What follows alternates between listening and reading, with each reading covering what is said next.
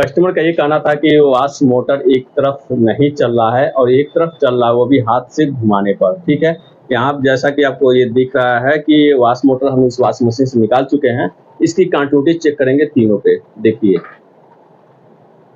यहाँ आप देखिए तीनों वायर पे हम कंटिन्यूटी चेक कर रहे हैं। देखिए इस पे कंटिन्यूटी बता दी और फिर दूसरे वायर पे चेक कर रहे हैं, इस पे कंटिन्यूटी नहीं बता रही है।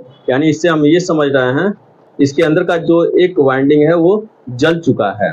ठीक है, बाकी वाइंडिंग वीक हो गई है, इसलिए दूसरी तरफ ये मोटर मूव नहीं कर रही थी, एक तरफ हाथ से घुमाने पे मूव कर रही थी। ठीक है, तो दो पे बता रही, एक पे नहीं बता रही है। तो हम समझेंगे कि मोटर खराब हो गई है और मोटर को चेंज करना ही पड़ेगा। तो आप